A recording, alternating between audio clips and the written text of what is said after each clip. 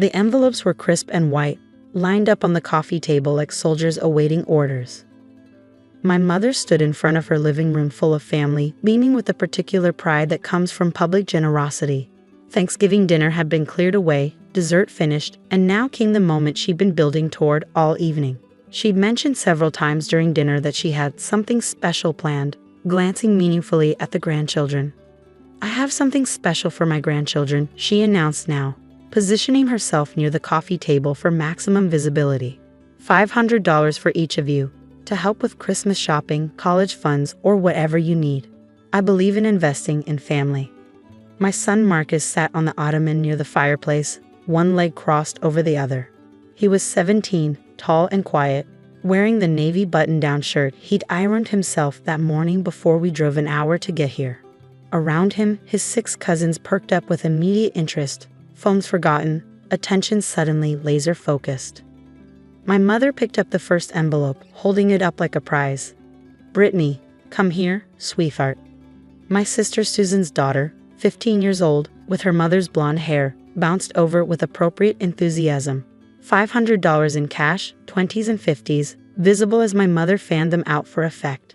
Brittany squealed and hugged her grandmother while everyone applauded. Tyler, my mother called next. My brother Greg's son, 19, another envelope. Madison, Susan's younger daughter. Joshua, Greg's middle son. Olivia, my other sister Christine's daughter. Andrew, Christine's son.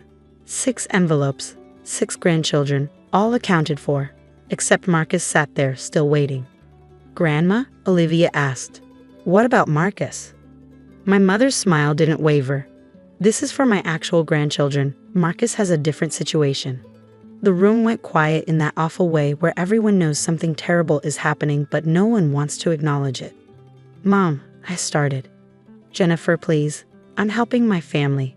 Marcus should just be grateful he was included in dinner. Not every family would be so welcoming." My brother Greg laughed nervously. "She's got a point. I mean, technically. Poor kids should just be grateful for food," my mother said. And somehow that was worse than the exclusion itself. Several relatives chuckled. Marcus's face didn't change. He just sat there, hands folded in his lap, watching his cousins count their money. I stood up, pulling my phone from my pocket. I took a single photo of the scene, my mother holding the last envelope, the cousins with their cash, Marcus sitting alone by the fireplace. "Marcus, get your coat. We're leaving." "Jennifer, don't be dramatic. I gave you a generous Thanksgiving dinner." "Come on, honey," I said to my son, ignoring her. In the car, Marcus was silent for the first 10 minutes. Then, "I'm okay, Mom." "You shouldn't have to be okay with that. She doesn't define me. You taught me that." "I know, but it still hurts." "Yeah, it does." We drove home to our apartment, much smaller than my mother's house, much smaller than my siblings' houses, but it was ours and we built something good there. What my mother didn't know, what none of them knew, was that Marcus had accomplished something extraordinary. 6 weeks earlier, he'd received news that he'd won the Davidson Fellows Scholarship, one of the most prestigious awards in the country for students who completed significant projects. Marcus had spent 2 years developing a tutoring app specifically designed for students in foster care and group homes, kids like he'd been before I adopted him at age 9. The scholarship came with $75,000. Marcus had made a decision that surprised even me. He wanted to donate $50,000 to create a permanent scholarship fund through our local community foundation for students aging out of foster care, helping them afford college. "I could help when I needed it," he told me. "Now I want to help others." The community foundation had been thrilled. They contacted the local newspaper, and the story was scheduled to run the day after Thanksgiving. I'd known it was coming. Marcus had mentioned it at dinner, actually, but my mother had talked over him, more interested in discussing my sister's new kitchen renovation. Friday morning, I woke to my phone buzzing with notifications. The article was live. Local teen donates $50,000 scholarship to help foster youth. The photo showed Marcus presenting an oversized check to the foundation director. The article detailed his accomplishments: perfect GPA, National Merit Scholar, Davidson Fellow, full scholarship to MIT starting in the fall. It described his app, his volunteer work, and his commitment to helping others. Marcus Thompson didn't have to think twice about sharing his success, the article read. Adopted from foster care at age 9 by single mother Jennifer Thompson, Marcus credits his experiences with teaching him the value of community support. Now he's paying it forward. I read the article 3 times. Then I opened Facebook. I posted the link to the article, added the photo I'd taken the night before, and wrote a caption. Yesterday, my mother gave $500 to each grandchild except Marcus. She said he should be grateful for food since he's not actually family. Today, Marcus donated $50,000 to help students who need it. Character isn't measured in cash, it's measured in compassion. I hit share and put my phone down to make breakfast. By lunch, the post had been shared 200 times. By dinner, 2,000. By Saturday morning, the local news had called asking for an interview. By Sunday, the shares had reached 50,000. It's going viral, the reporter told me on the phone. People are moved by your son's story. The juxtaposition of a grandmother excluding a child while that same child is donating $50,000 to help others. It's powerful, and people are outraged by your mother's behavior. The comment section is unprecedented. I scroll through some of the comments. There were thousands now, growing by the minute. This grandmother should be ashamed. That boy has more character than the entire family combined. That boy has more character in his little finger than she has in her whole body. Imagine excluding him and then finding out he's a National Merit Scholar going to MIT. I'm donating to his scholarship fund right now. That kid deserves a better family than this. As a former foster kid, this hits hard. We're always told we should be grateful. Meanwhile, this kid is giving away tens of thousands. The irony of her being on the community foundation board while treating her adopted grandson like this. The comments multiplied by the hour. Hundreds, then thousands, then tens of thousands. Screenshots of the posts appeared on Twitter, Instagram, and Reddit. Local parenting groups shared it. Foster care advocacy organizations amplified it. Education bloggers wrote think pieces about it. The community foundation called Sunday morning. We've received over $15,000 in additional donations to Marcus's fund in the past 48 hours. People are inspired by him. Regional news picked it up Sunday evening. By Monday, it had hit national outlets. Teen excluded from family gifts donates $50,000 to others, ran on 3 cable news networks. My phone was ringing constantly, mostly my siblings and mostly angry. You're making mom look bad, Susan said. Mom made herself look bad. I just documented it. You should have kept this private. It's family business. She made it public when she excluded Marcus in front of everyone. She wanted witnesses to her generosity. Now she has witnesses to her cruelty. My mother called Tuesday afternoon. Jennifer, you need to take that post down. People are saying horrible things about me. What are they saying? That I'm cruel. That I'm a terrible grandmother. I've been asked to step down from the community foundation board. The irony is remarkable. This isn't funny. My friends have seen this. Everyone knows. Everyone knew Thursday night too. They watched you exclude a 17-year-old boy and laughed about it. Marcus isn't my real grandson. You adopted him. That's different. He's been my son for 8 years. He's your grandson. You just never accepted him. I gave him Thanksgiving dinner, and he donated $50,000 to strangers. Funny how the poor kid showed more generosity than the wealthy grandmother who couldn't even give him $500. She hung up. The interview requests kept coming. Marcus agreed to one with a local station because they promised to focus on the scholarship fund rather than the family drama. I watched him on TV, poised and articulate. Some people measure worth in money, he said. I measure it in impact. I want to help students who are in situations similar to what I experienced. Foster care is hard. Aging out of the system is terrifying. If I can make that transition easier for even a few people, then I'll consider my scholarship money well spent. What about your grandmother's exclusion on Thanksgiving? The interviewer asked gently. That hurt, Marcus admitted. I won't lie about that. But it also reminded me why I wanted to create this fund. Because being told you're not good enough, not worthy, not real family, that's something too many kids in foster care experience.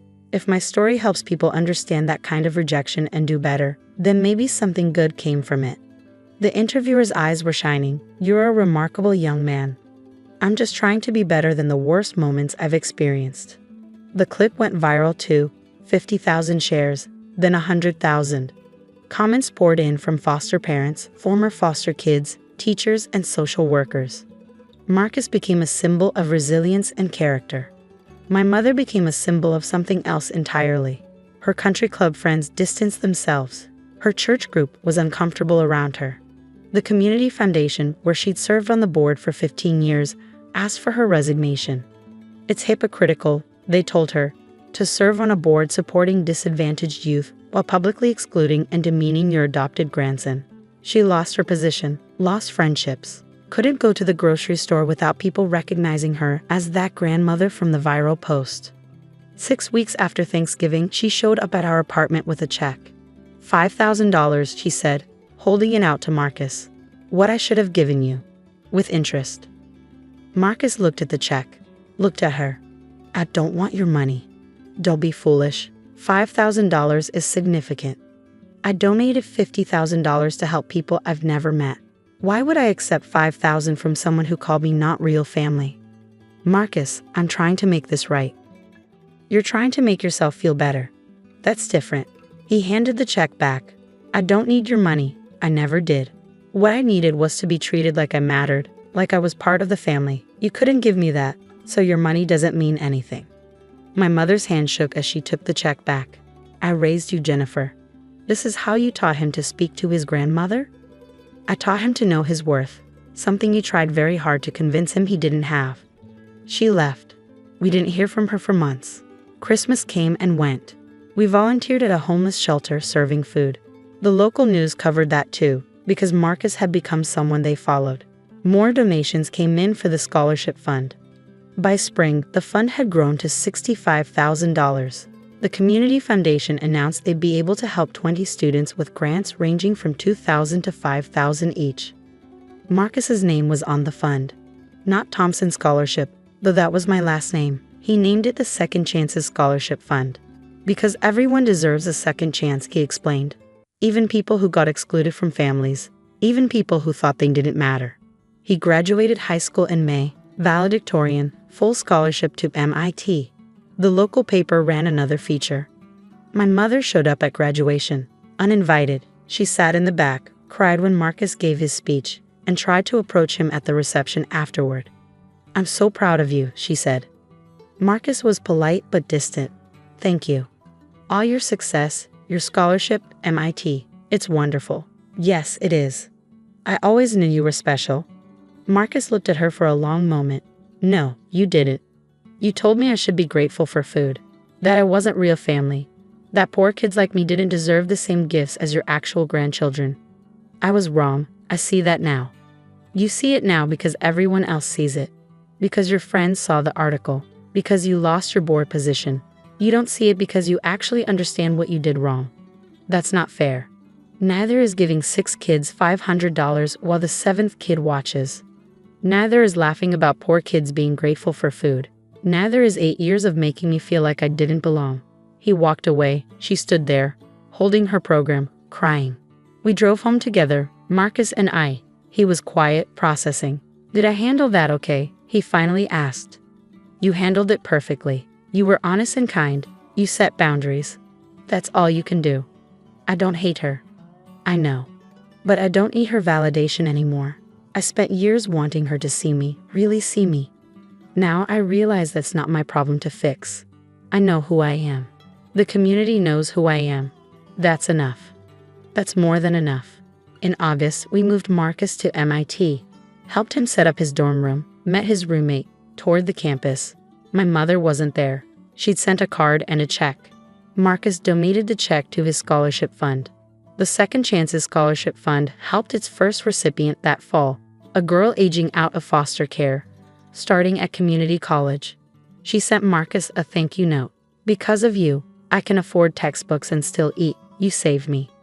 Marcus kept that note on his desk, next to the photo I'd taken on Thanksgiving, the one that had changed everything. In the photo, you can see 6 kids holding money, my mother smiling, and Marcus sitting quietly by the fireplace.